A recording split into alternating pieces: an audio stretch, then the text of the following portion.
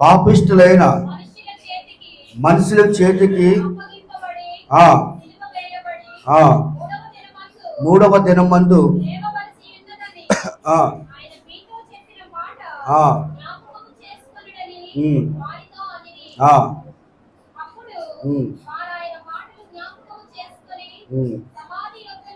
కాదు, ఇక్కడి చదవమ్మా. ఆయన ఇక్కడ లేడు, అక్కడ ఎన్నో వచ్చినది 6వ వచనం. ఆయన ఇక్కడ లేడు, ఆయన లేచి ఉన్నాడు. ఆయన ఇంకా మనిషి కుమారుడు పాపిష్టులైన మనుషులకు చేతికి అప్పగింపబడి సిలువ వేయబడి 3వ దినమందు లేవవలసిన ఉన్నదని ఆయన మీతో చెప్పిన మాట జ్ఞాపకము చేసుకొనని వారితో అనిరి.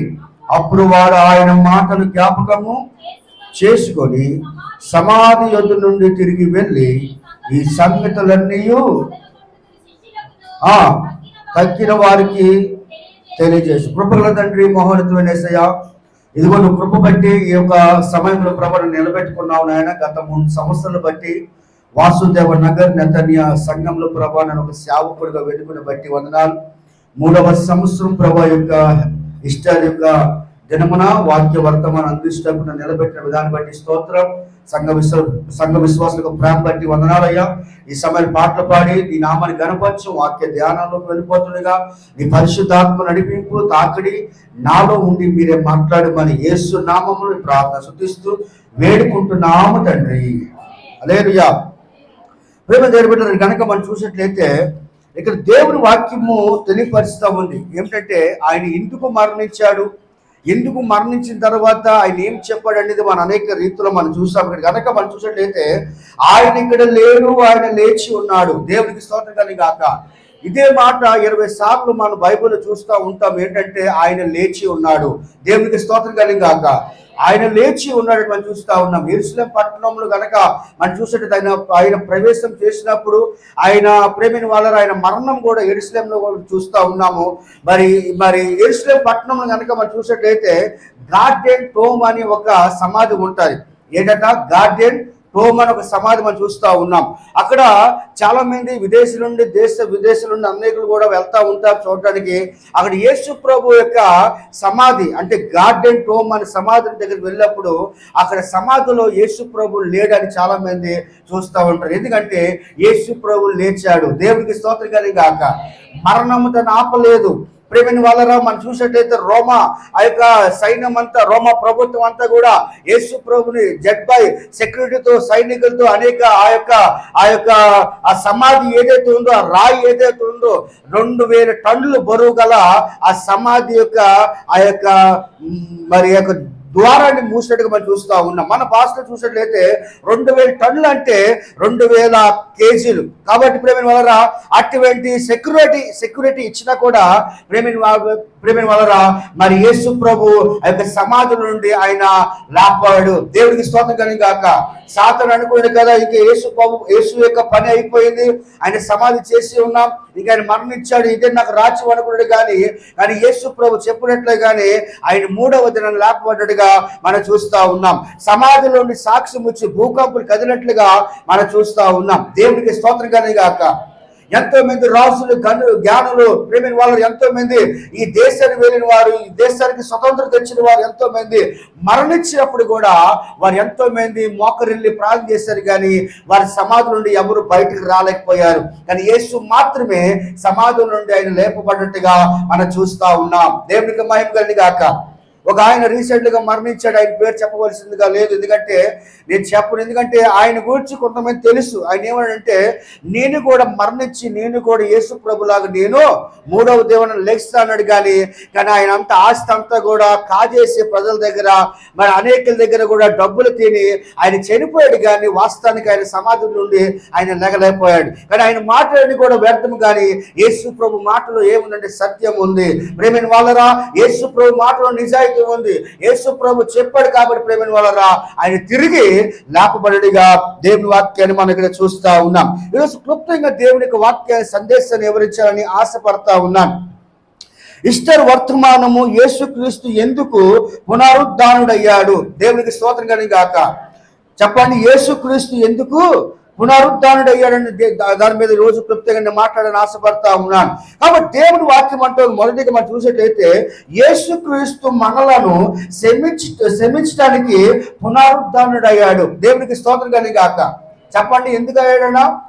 క్షమించడానికి, మన పాపము నుండి, మన యొక్క జీవితంలో ఉన్న శాపం నుండి, ఆ యొక్క బానిసత్వ బ్రతుకు నుండి, కత్తుల నుండి, ప్రేమైన వలన పాపం నుండి, కర్మ పాపాలు, జన్మ పాపాల నుండి యేసుక్రీస్తు మనం క్షమించాలని ఆయన చనిపోయి ఆయన మన నిమిత్తం ఆయన రిజరెక్షన్ అయినట్టుగా మనం చూస్తా ఉన్నాం. అంటే యేసుక్రీస్తు మనలను క్షమించడానికి పునరుద్ధానుడు అయినట్లుగా బైబిల్లో మనం చూస్తా ఉన్నాం.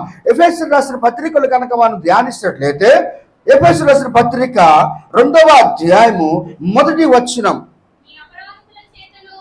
మీ అపరాధముల చేతను పాపముల చేతను మీరు చచ్చిన వారే ఉండగా ఆయన మిమ్మును క్రీస్తు కూడా బ్రతికించును. గట్టిగా చెప్పకూడదాం. ఎందుకు యేసుక్రీస్తు సమాధుల నుండి లేపబడ్డాడు? యేసుక్రీస్తు ఎందుకు పునరుద్ధానుడు అయ్యాడంటే దేవుని వాక్యం అంటా ఉంది, మీ అపరాధముల చేతను, ఏ చేతట? మీ అపరాధముల చేతను పాపముల చేతను మీరు చచ్చిన వారే ఉండగా. అంటే మనం ఆల్మోస్ట్ చచ్చిపోయాం. ఎలాగా?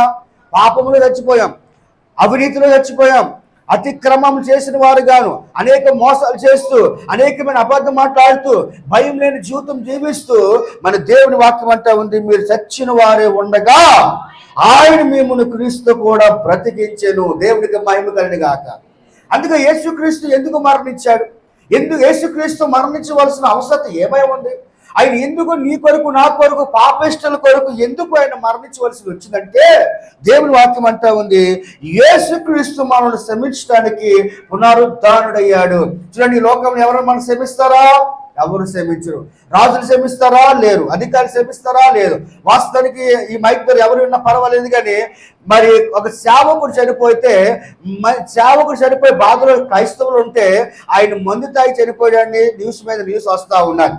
ప్రేమ దేని బిడ్డరా, ఈ లోకమంతా కూడా ప్రేమ దేని బిడ్డరా క్షమించే మనసు లేని వారు మనం చూస్తా ఉన్నాం. కానీ యేసు ప్రభు మానవుల కొరకు అనగా ఆయన మతాన్ని చూడలేదు, ఆయన దేశాన్ని చూడలేదు, రంగులు చూడలేదు, కానీ ప్రతి ఒక్కరి కొరకు ఏమైందంటే మన కొరకు మరణించేటట్లుగా దేవుని వాక్యం మనం చూస్తాం. అందుకే మీ అపరాధముల చేతను పాపముల చేతను మనం అలా ఉన్నమాట చచ్చిన వారమే ఉండగా ఆయన మిమ్మల్ని క్రీస్తు కూడా బ్రతికి. అంటే యేసుక్రీస్తు చనిపోయి లేపబడ్డాడంటే ఆయన చెప్తున్న ఉదాహరణ ఏంటంటే మీరు కూడా బ్రతకాలని యేసయ్య యొక్క మాదిరి చూపిస్తా ఉన్నాడు. దేవునికి మహిమ కలుగును గాక. కాబట్టి ప్రేమిన వాళ్ళ మొదటిగా మనం చూసినట్లయితే ఎందుకు మన యేసుక్రీస్తు ఎందుకు పునరుద్ధరణుడు అంటే మొదటిగా యేసుక్రీస్తు మనల్ని క్షమించడానికి పునరుద్ధరణుడు. ఈరోజు చెప్పిన మాట ఏమనగా మనము కూడా క్షమించే గుణం మనలో ఉండాలి. ఏంటట? మనం కూడా క్షమించే మనసు మనలో ఉండాలి. మనం కూడా ఇతరులు ప్రేమించే మనసు మనలో ఉండాలి. మనలో కూడా ఇతరుని ఆదరించే మనసులో ఉండాలి. ఎందుకంటే యేసుక్రీస్తు అటువంటి దేవుడు. గోరులో పాపం లేదు, మాటలో పాపం లేదు, చూపులో పాపం లేదు. అందరినీ కూడా అమ్మా అని సంబోధించిన తండ్రి. ఇదిగో కుష్టి వాళ్ళని స్వస్థపరిచిన దేవుడు, కుట్టు వాళ్ళని దేవుడు స్వస్థపరిచాడు. కళ్ళు లేని వాళ్ళు కళ్ళు ఇచ్చాడు. ప్రేమిన వాళ్ళరా మరణించిన లాజర్ని కూడా దేవుడు ఏంటంటే లేపిన దేవుడు. అటువంటి దేవుడు ప్రేమను దేవుడు బిడ్డరా క్షమించినప్పుడు మానవులుగా మనం ఉన్నప్పుడు మనలో కూడా ఏ క్వాలిటీ ఉండాలి? క్షమించే గుణం మనలో ఉండాలి. దేవునికి స్తోత్రం కలిగి గాక. మన సంవత్సరానికి వచ్చి పోవడం కాదు, కానీ యేసు ప్రభు చనిపోయాడు, మళ్ళీ తిరిగి లేపబడ్డాడు. కాబట్టి రోజు చెప్తున్న మాట ఏమైనా సంగమా మనం కూడా ఏం చేయాలి? యేసుక్రీస్తును ఏ విధంగా క్షమించాడో అటువంటి గుణము కలిగిన వారే ఉండాలని దేవుడు ఈ యొక్క దినాన్ని నీతో ఆయన మాట్లాడుతూ ఉన్నాడు. దేవునికి మహిమ కలిగి గాక. రెండోది కనుక మనం చూసేది ఎందుకు యేసుక్రీస్తు పునరుద్ధరణ అంటే రెండోదిగా మనల్ని స్వస్థపరచాలని పునరుద్ధరణ ఏదట? మమ్మల్ని స్వస్థపరచాలని, నిన్ను నన్ను కూడా స్వస్థపరచాలని. ఒకవేళ క్యాన్సర్తో బాధపడితే, ఒకవేళ ట్యూమర్తో బాధపడితే, థైరాయిడ్తో బాధపడితే, ఏ రోగమైనా, లేబర్ క్యాన్సర్ అయినా, ఏ సమస్య అయినా కూడా దేవుడు ఎందుకు పునరుద్ధరణ అంటే నేను స్వస్థపరచాలని. దేవునికి స్తోత్రం కలిగి గాక. ఆయన పునరుద్ధరణ అయిన తర్వాత కుంటివాడికి దేవుడు స్వస్థనిచ్చాడు. దేవుని స్తోత్రం. కుష్టివాడికి దేవుడు స్వస్థనిచ్చాడు. అనేకులు స్వస్థనిచ్చినట్టుగా ఈ యొక్క దినమున ఆయన యొక్క మరణం వెనకాల, ఆయన లేపబడిన యొక్క వెనకాల యొక్క చరిత్రను మనం చూస్తూ ఉన్నాం. రెండోదిగా దేవుని వాక్య ప్రకారం ఏంటంటే మనలను స్వస్థపరచడానికి పునరుద్ధరణుడైనట్లుగా దేవుని వాక్యాన్ని మనం చూస్తూ ఉన్నాం. ఒకసారి అపోస్తల కార్యంలో వస్తున్నట్లయితే అపోస్తల కార్యములు 4వ అధ్యాయము 10వ వచనం చదవనమ్మా తల్లారా. మీరందరూ ఇశ్రాయేలు ప్రజలందరూ తెలుసుకొనవలసిన ఏమనగా మీరు శిలువ వేసినట్టు మృతులలో నుండి దేవుడు లేపినట్టు నజరేయుడైన యేసుక్రీస్తు నామముననే వీడు స్వస్థత పొంది నీ ఎదుట నిలిచి ఉన్నాడు. దేవుడికి మహిమ కలిగిన గాక. ఎవరి నామమును స్వస్థ పొందారట? నజరేయుని నామము చూడండి. నజరేయుడైన యేసుక్రీస్తు, నజరేయుడైన యేసుక్రీస్తు నామమున వీడు స్వస్థత పొంది మీ ఎదుట నిలిచి ఉన్నాడు. దేవుడికి స్తోత్రం కలిగిన గాక. ఎందుకు యేసు ప్రభు రిజరెక్షన్ అయ్యాడు? ఎందుకు యేసు రిజరెక్ట్ అయ్యాడంటే, ఎందుకు పునరుద్ధరణ అయ్యాడంటే నిన్ను నన్ను కూడా స్వస్థపరచాలని. ప్రేమైన దేవుని బిడ్డ, ఈరోజు అనేకమైన వ్యాధంతో వచ్చావేమో, నీకు తీరని రోగంతో వచ్చావేమో. ఈ యొక్క అధికారి సమయంలో యేసు ప్రభు అంటున్న మాటేమనగా, నేను సమాధిలో నుండి నేను జయం పొందాను. దేవుడికి స్తోత్రం కలిగాక. నేను విడుదల పొందాను, నేను మరణం నుండి విజయం పొందాను. కాబట్టి నీ రోగం ఏదైనా కూడా పర్వాలేదు, నేను స్వస్థపరుస్తాను అంటున్నాడు. దేవుడికి స్తోత్రం కలిగాక. ఎందుకంటే యేసులో ఏముందట? స్వస్థం ఉంది. మీకు చాలాసార్లు చెప్పాడు. ఒక అమ్మాయి తబిత అన్న అమ్మాయి, ఒక అమ్మాయి ఉండేది. అమ్మాయికి ప్రేమైన వాళ్ళరా థైరాయిడ్తో బాధపడుతున్న సమయంలో అక్కడ ఒక రోజు ఒక పాస్టర్ గారు వచ్చాడు. ఆయనకు కొంచెం హీలింగ్ పవర్ ఉండేది అన్నమాట. వినోద్ అలైస్ అని ఒక మంచి దైవజనుడు. అయితే యవనస్తుడిగా సేవ చేస్తున్నప్పుడు ఆయన హైదరాబాద్ వచ్చినప్పుడు ప్రేమైన వాళ్ళ నేను ఆయనతో పాటు వెళ్ళాను. ఆయన కొన్ని కార్యాలు చేశాడు. అంటే ప్రేమైన వాళ్ళరా దేవుని నామంలో అనేక రోగులు స్వస్థపడడం మనం చూస్తూ ఉన్నాం. వెంటనే ఒక కాల్ వచ్చింది. ఏంటంటే ఆ తల్లి పేరు సారమ్మ. సారమ్మకు ముందు ఏం పేరు అంటే కామలక్ష్మి. అంటే అక్కడ అస్సాంలో అంతా కూడా కామలక్ష్మి, కమ్మకమ్మ ఇవన్నీ పేర్లు పెట్టుకుంటారు. ఎందుకంటే కమ్మక్క టెంపుల్ ఉంది కాబట్టి. అయితే ప్రేమ వాళ్ళరా ఆ కామలక్ష్మి నమ్మ ఒకప్పుడు హైందవుగా ఉన్నప్పుడు పచ్చి పూతులు తిట్టేది. అటువంటి తల్లి యేసు ప్రభు నమ్ముకున్న తర్వాత ఎంత విధానం మారిపోయిందంటే తగ్గింపు గుణం వచ్చింది. దేవునికి స్తోత్రం కలిగాక. ఆ తల్లి కుమార్తె రెండో కుమార్తెకి బాగోపోతే నాకు కాల్ చేసింది. పాస్టర్ గారండి, నా కూతురు బాగోలేదు. పాస్టర్ గారండి, నా కుమార్తెకి ఇదిగో మానసికంగా బాగోలేదు ఇదిగో అన్నప్పుడు, అయ్యా త్వరగా రండంటే అమ్మ వస్తానన్నప్పుడు నేను వెళ్ళి ప్రార్థన చేశాను. నాలో ఉన్న విశ్వాసమే, నా విశ్వాసం ద్వారా కానీ యేసుక్రీస్తు స్వస్థపరచాడు. కానీ నేను స్వస్థపరచలేదు. కానీ అక్కడ ఎవరు కార్యం చేసినట్టు యేసయ్య కార్యం చేశాడు. హల్లెలూయా. వెంటనే నేను నూనె రాసి ప్రార్థన చేయగా, మీరు నమ్మితే నమ్మరు కానీ ప్రేమైన దేవుని బిడ్డలారా, వెంటనే నాకు 10 నిమిషాల కాల్ వచ్చింది. అయ్యగారండి, ఇప్పుడు వరకు భోజనం కుమార్తె చిరాగ్గా ఉండేది. వెంటనే మీరు ప్రార్థన చేయగా దేవుడు స్వస్థపరిచాడు, ఇప్పుడు భోజనం చేస్తా ఉంది. దేవునికి స్తోత్రం కలిగాక. అంటే ఎవరి నామంలో ప్రార్థన చేశాను? యేసు నామములు. ఇక్కడ దేవవరం నామం కాదండి, ఇక్కడ సంఘము నామం కాదు. కానీ యేసు నామములు ప్రార్థన చేయగా ఆ దురాత్మ పోయింది, ఆ చిరాక్తనం పోయింది, రోగం కూడా దేవుడు స్వస్థపరిచాడు. ప్రేమిన వాళ్ళ వెంటనే మార్నింగ్ హాస్పిటల్కి వెళ్ళాలి, డాక్టర్ని కన్సల్ట్ చేయాలి. కానీ డాక్టర్ అన్నాడు, ఆ రిపోర్ట్ చూడగానే అమ్మ నీకు నార్మల్ వచ్చింది అన్నాడట. దేవునికి స్తోత్రం కలిగాక. ప్రేమిన వాళ్ళ నేను చెప్పిన మాట ఏంటంటే, ఇదిగో దేవుని వాక్యం అంటా ఉంది. ఆయన ఇందుకు పునరుద్ధరణుడు అయ్యాడంటే దేవుని వాక్యం అంటా ఉంది, మీరందరూ ఇశ్రాయేలు ప్రజలను చెప్పమా, మీరందరూ ఇశ్రాయేలు ప్రజలందరూ తెలుసుకోవలసింది ఏమనగా, మీరు శిలువ యేసునట్టు మృతుల నుండి దేవుడు లేపినట్టు నజరేయుడైన యేసుక్రీస్తు నామమున వీడు స్వస్థత పొంది మీ ఎదుట నిలిచి ఉన్నాడు. అంటే ఇప్పుడు ఎవరి నామములు స్వస్థ పొందట? యేసు నామములు. ప్రేమైన వాళ్ళరా, ఈరోజు దేవుని యొక్క ఉద్దేశం ఏంటంటే, యేసుక్రీస్తు యొక్క పునరుద్ధరణగా వెనకాల ఏంటంటే రెండోది దేవుని వాక్యం అంటా ఉంది, మనలను స్వస్థపరచడానికి పునరుద్ధరణుడయ్యాడు. దేవునికి స్తోత్రం కలిగాక. ఈరోజు అవిశ్వాసంతో వస్తే కనుక విశ్వాసంతో వెళ్ళు. దేవుడు తప్పకుండా నీలో ఉన్న ప్రతి రోగము, ఆ తల్ల పైన జ్వరమైన ఏదైనా కూడా దేవుడు నిన్ను స్వస్థపరుస్తాడు. ఎందుకంటే ఆయన శక్తితో నిన్ను దర్శించాలని ఆశపడతా ఉన్నాడు. రెండోది దేవుని వాక్యం అంటా ఉంది, మనలను స్వస్థపరచడానికి పునరుద్ధరణుడు అయ్యాడని దేవుడు వాగ్దానం చేస్తా ఉన్నాడు. దేవునికి స్తోత్రం కలిగాక. మూడోది కనుక మనం చూసినట్లయితే త్వరగా ముగించిన ప్రయత్నం చేస్తాం. మూడోదిగా మనకు నిత్య జీవాన్ని ఇవ్వడానికి పునరుద్ధానుడు అయ్యాడట. ఏమవునగట? వాస్తవాసం చెప్పడం మాట వాస్తవాసం కదా. ఎందుకు మరి ఆయన ఎందుకు కష్టపడాలి? ఎందుకు గుడ్ ఫ్రైడే మనం 7 మాటలు బోధించాలి? ఎందుకు ఆయన ఆ ఇంచుమించు 9 గంటల నుండి 3 గంటల వరకు ఎందుకు దాహం కలిగి ఆ గొలగొట్ట కొండ మీద ఆయన 40 kilometre Jerusalem to by Jerusalem, village to by village ఎందుకు నడిచాడంటే నీవు నేను కూడా నిత్య అగ్నిగుండంలో కాలకుండా ఉండాలని ఆయన మన కొరకు నిత్య జీవం ఇవ్వడానికి ఆయన మన కొరకు యేసు ప్రభువు ఏమైనా మరణించాడు. అందుచేతనే ఆయన 3వ దినం లేపబడ్డాడు. ఆయన పునరుద్ధానం ద్వారా మనకి ఏమిటంట? జీవం. హల్లెలూయా. ఆ జీవం ఏ జీవం అట? నిత్య జీవం. ఈ లోకం నేను ఎవరు ప్రేమించరమ్మా, ఈ లోకం నేను నా అన్న వాళ్ళు ఎవరు కూడా ఆదరించడు. నా భర్త నేను ఆదరించుకోవచ్చు, నీ భార్య నేను ఆదరించుకోవచ్చు, నీ పిల్లలు నేను వెలవేయవచ్చు, కానీ ఈ యొక్క సొసైటీ నేను వెలవేయచ్చు, కానీ దేవుడి వాక్యం అంటా ఉంది ఆయన పునరుద్ధానం వల్ల నీకేం కలుగుతుందంటే నిత్య జీవం కలుగుతుంది. దేవునికి స్తోత్రం కలిగాక. కాబట్టి ప్రతిదినం దేవుడి సన్నిధి రావాలమ్మా, ప్రతిదినం దేవుడి సన్నిధి రావాలి. నువ్వు ఖాళీ అయినప్పుడు నువ్వు కాలక్షేపం చేయకుండా దేవుని మాట విన్నాను. ఎందుకంటే ఆయన నిన్ను ప్రేమించి మరణించి లేపబడ్డాడు. ఎందుకంటే నీకు నిత్య జీవం ఇవ్వడానికి. ఏ జీవం అండి?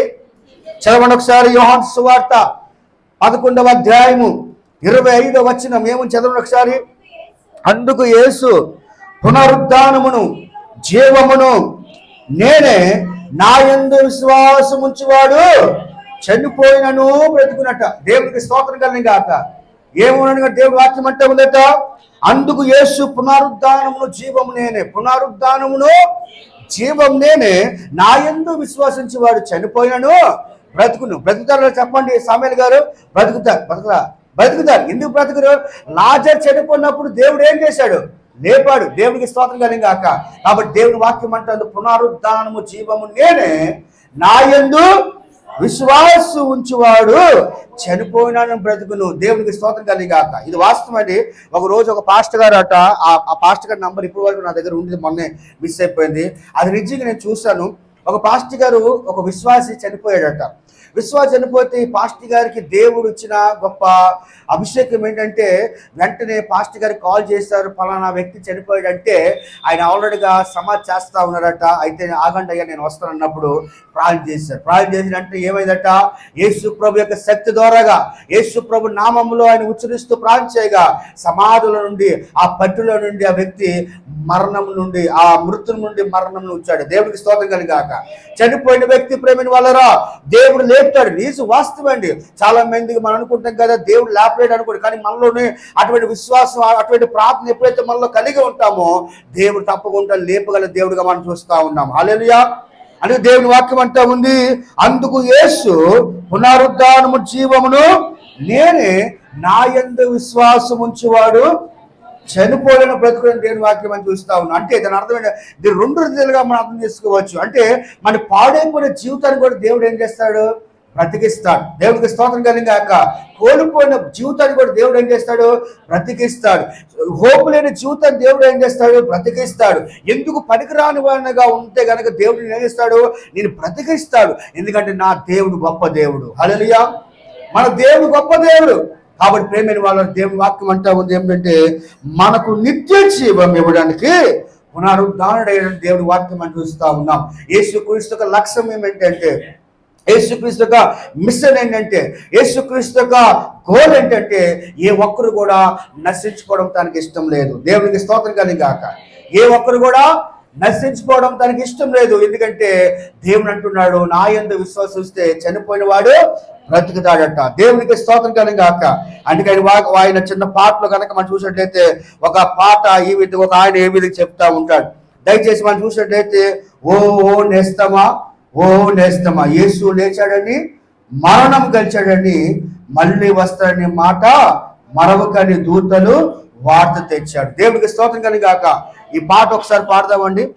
ఓ నేస్తమా, ఓ నేస్తమా, ఓ నేస్తమా, ఓ యేసు లేచాడని, మరణం గెలిచాడని, మళ్ళీ వస్తాడని మాట మరువకని. యేసు లేచాడని, మరణము గెలిచాడని, మళ్ళీ వస్తాడని మాట మరువకని. దూతలు వార్త తెచ్చారు, సమాధి సాక్ష్యం ఇచ్చింది. దూతలు వార్త తెచ్చారు, సమాధి సాక్ష్యం ఇచ్చింది. ఓ నేస్తమా, ఓ నేస్తమా, ఓ నేస్తమా, ఓ నేస్తమా. దేవుని స్తోత్రం కలిగాక. ప్రేమైన వాళ్ళరా, యేసయ్య అంటున్న మాట ఇవ్వనుగా, ఇదిగో సమాధుల నుండి లేపబడి మనం చూస్తా ఉన్నాం. చీకటి నుండి విడుదల దయచేయాలని యేసయ్య నామంలో. ప్రేమైన వాళ్ళరా, దేవుని యొక్క ఉద్దేశం ఏంటంటే మనకు నిత్య జీవం ఇవ్వడానికి ఆయన పునరుద్ధారణగా దేవుని వాక్యం అని చూస్తా ఉన్నాం. ఈరోజు తెలియపరిచిన మాట ఏమనగా, ఇదిగో అందుకు యేసు పునరుద్ధానము జీవము నేనే, నా యందు విశ్వసించువాడు బ్రతుకును అని మనం చూస్తా ఉన్నాం. ఈరోజు ఎవరెందు విశ్వసించాలంటే యేసయ్య యందు విశ్వసించాలి. ఆయన మన కొరకు లాభపడ్డాడు, ఆయన మన కొరకు రిజరెక్షన్ అయ్యాడు, మన కొరకు సమాధుల నుండి ఆయన లాభపడడం మనం చూస్తున్నాం. కాబట్టి ఈరోజు నీకు నిత్య జీవం ఇవ్వడానికి యేసయ్య ఈ యొక్క దినమున ఆయన లేపబడగా మనం చూస్తా ఉన్నాం. దేవునికి స్తోత్రం కలిగాక. హల్లెలూయా. మరొక మాట మనం చూసాడు, ఎందుకు ఆయన పునరుద్ధరణ ఏంటి? నాలుగోదిగా మన కొరకు విజ్ఞాపములు చేయడానికి పునరుద్ధరణ అయ్యాడు. దేవునికి స్తోత్రం కలిగాక. ఏమిట? మన కొరకు పునరుద్ధరణ అయ్యడానికి, మన కొరకు విజ్ఞాపములు చేయడానికి పునరుద్ధరణ అయ్యేట్టుగా దేవుని వాక్యం మనం చూస్తా ఉన్నాం. ఒకసారి రోమీయులు రాసిన పత్రికలు కనుక మనం చూసినట్లయితే 8వ అధ్యాయము 34వ వాక్యం చదవండి. 8:34 ఏముంది? చదవడమ్మా. శిక్ష విధించిన వాడు ఎవడు? చనిపోయిన క్రీస్తు యేసు, అంతేకాదు మృతులో నుండి లేచిన వాడు దేవుని కుడిపార్శ్వమున ఉన్నవాడును మన కొరకు విజ్ఞాపములు కూడా చేయవాడు ఆయనే. గట్టిగా గట్టిగా యేసయ్యకి చెప్పబడ్డాం. దేవునికి స్తోత్రం కలిగాక. చూడండి, ఎవరైనా మన కొరకు విజ్ఞాపన చేస్తారా? మనం ఆయన ఎంతమంది దూషించినా, ఎంతమంది అవమానించినా, ఆయన సరిగ్గా రాకపోయినా, ప్రేమించిపోయినా కూడా ఆయన మన కొరకు ఏం చేస్తారంటే విజ్ఞాపన చేస్తా ఉన్నాడు. ప్రేమైన వాళ్ళరా, యేసయ్య గొప్ప దేవుడు అండి. ఈ యొక్క ఉదయకాల సమయంలో నువ్వు వింటున్న వాక్యము జ్ఞాపకం చేసుకోమని కోరుతుంది. ఎందుకంటే దేవుని వాక్యం అంటా ఉంది ఏమిటంటే, శిక్ష విధించిన వాడు చనిపోయిన క్రీస్తు యేసే, అంతేకాదు మృతుల నుండి లేచిన వాడు దేవుని కూడా కుడి పర్శ్వమున ఉన్నవాడు మన కొరకు ఏటట? మన కొరకు విజ్ఞాపము కూడా చేయవాడు ఆయనే. విజ్ఞాపమును కూడా చేయవాడు ఆయనే. దేవునికి స్తోత్రం కలిగాక. ఈ యొక్క ఉదయకాల సమయంలో మనం అటువంటి గొప్ప దేవుని కలిగి ఉన్నాం. ప్రేమిని వాళ్ళరా, ఎంతో మంది వ్యక్తులు మనం చూస్తూ ఉన్నాం. ఎంతో మంది ఈ లోకంలో ఎంతో మంది మరణించారు. గనులు కావచ్చు, ఎంతో మంది పెద్ద వాళ్ళు మరణించినా కూడా వాళ్ళు తిరిగి లేపబడలేదు. కానీ యేసు ప్రభు మాత్రం ఆయన మరణించి తిరిగి లేపబడ్డాడు. అది దేవుని వాక్యం అంటా ఉంది, మన కొరకు విజ్ఞాపం చేయడానికే పునరుద్ధానుడయ్యాడు. మన కొరకు విజ్ఞాపన చేయడానికి ఆయన మరలా తిరిగి పునరుద్ధారణ అయినట్లుగా దేవుని వాక్యం అని చూస్తా ఉన్నాం. కాబట్టి ఈరోజు ప్రేమైన దేవుని బిడ్డ, ఈరోజు దేవుని సన్నిధికి వస్తున్నావు, మంచిదే. దేవుని సన్నిధికి వస్తున్నావు, మంచిదే. కానీ దేవుని సన్నిధిలో నువ్వు సమయం వచ్చినట్లయితే, నీ జీవితాన్ని సమర్పించినట్లయితే, నువ్వు ఆయనకు లోబడి, ప్రభా నా జీవితాన్ని మార్చు, నా జీవితంలో ఉన్న అనేకమైన ఆటంకాలు అవిశ్వాసం తీసి దేవుని బలపరచు అంటే గనక ఆయన శక్తి నీ మీద వస్తుంది. హల్లెలూయా. ఆయన పునరుద్ధరణ శక్తిని ఆనుకుంటుంది, నేను తాకుతుంది. నువ్వు ఆయన నేను తాకినప్పుడు నీలో ఉన్న ప్రతి అవిశ్వాసం తొలగించి దేవుడు విశ్వాసం నడిపించడం మాత్రమే కాదు, కానీ నీకు గొప్ప కార్యం దేవుడు ఈ దినాన్ని జరిగిస్తాడు. దేవునికి స్తోత్రం కలిగాక. చివరిగా నేను చెప్పి ఒక మా వాక్యాన్ని ముగిస్తాను. 5వది కనుక మనం చూసే దేవుని వాక్యం అంటా ఉంది, మనకు వాడబాడిన ఉన్న స్వాస్థ్యము ఇవ్వడానికి పునరుద్ధరణైనట్లుగా దేవుని వాక్యం మనం చూస్తా ఉన్నాం. ఒక్కసారి 1 పేతురు గ్రంథంలో కనుక మనం చూసినట్లయితే 1వ అధ్యాయము 4వ వచనం చదవండి ఒకసారి. మృతుల నుండి యేసుక్రీస్తు తిరిగి లేచుట వలన జీవముతో కూడిన నిరీక్షణ మనకు కలిగినట్లు, అనగా అక్షయమైనది వాడబాడినది స్వాస్థ్యమును మనకు కలిగినట్లు ఆయన తన విశేష కనికారము చొప్పున మనలను మరలా జన్మింపజేసాను. దేవునికి స్తోత్రం కలిగాక. మరల మనకి జన్మింప చేసిన దేవుని వాక్యాన్ని ఈ దినాన్ని మనం చూస్తా ఉన్నాం. ప్రేమిని వాళ్ళరా, మృతులలో నుండి యేసుక్రీస్తు తిరిగి లేచుట వలన, ఏడట మృతుల నుండి క్రీస్తు లేచుట వలన జీవముతో కూడిన నిరీక్షణ మనకు కలుగునట్లు. దేవునికి స్తోత్రం కలిగాక. దేవుని వాక్యం అంటుంది ఏంటంట, నిరీక్షణ, జీవంతో కూడిన నిరీక్షణ మనకు కలిగినట్లు, అనగా అక్షయమైనది ఉన్న నిర్మలమైనది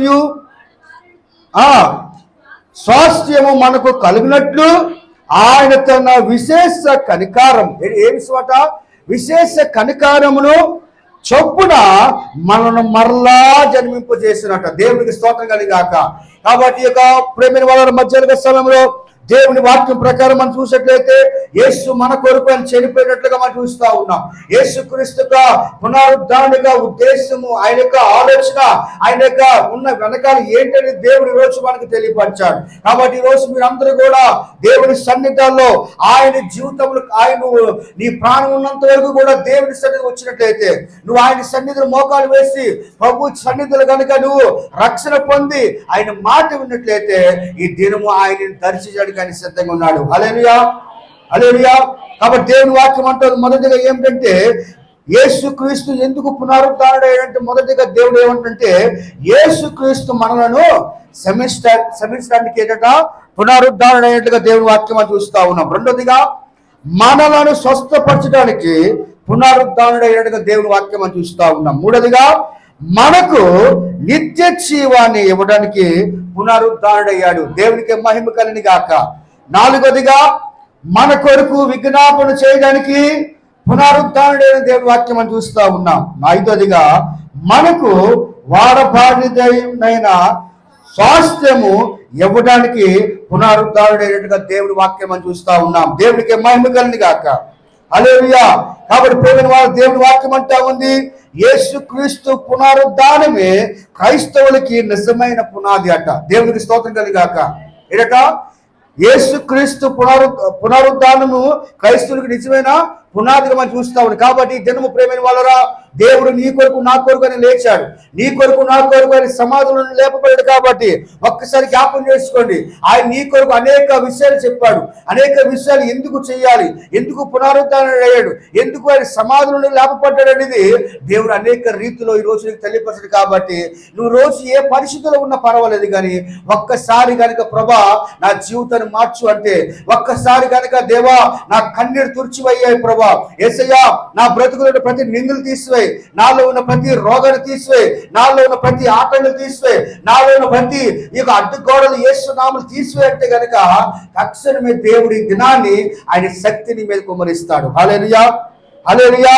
ప్రేమ వాళ్ళు కాబట్టి ఈ రోజు మనం అంతా కూడా ప్రభు సన్నిధిలో మార్పు పొందాలి. ఎందుకంటే దేవుని వాక్యం అంతా ఉంది కదా, ప్రేమ వాళ్ళ ఎదుగో ఆయన ఎందుకు సమాధి నుండి లేపబడాడంటే చీకటి పోవాలని వెలుగు వచ్చేదని బంధకం నుండి విడుదల ఇవ్వాలని దేవుడి జీవితంలో ఆయన లేపబడగా మనం చూస్తా ఉన్నాం. దేవుడికి స్తోత్రం కలిగాక.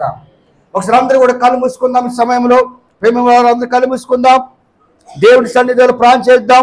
ఈరోజు దేవుని యొక్క ఉద్దేశం ఏమై ఉందో, దేవుడు ఎందుకు మన కొరకు మరణించాడు, ఎందుకు మరలా పునరుద్ధరణ అయ్యాడు అనేది అనేక విషయాలు దేవుడు ఈరోజు క్లుప్తంగా దేవుడు నీతో నాతో ఆయన మాట్లాడాడు. కాబట్టి మనం అందరూ కూడా కళ్ళు మూసుకుందాం. ఈరోజు నీకు నిత్య జీవం కావాలంటే ఆ యేసయ్య ద్వారాగానే మనకు కలుగుతుంది. ఈరోజు నిత్య జీవం కావాలన్నా, స్వస్థత రావాలన్నా ఆ యేసయ్య ద్వారా దొరుకుతుంది. కాబట్టి అందరూ కళ్ళు మూసుకుంటూ, ప్రభా ఈ దినం నాయన ఏ వర్తమానం అయితే నాతో మాట్లాడి ఉన్నావు, ఏ వాక్యం అయితే నాతో మాట్లాడి ఉన్నావు, అది నా జీవితంలో ఫలింపు చేయని ప్రభు సన్నిధిలో ప్రార్థన చేద్దాం. హల్లెలూయా. అందరి కళ్ళు మూసుకుందామండి.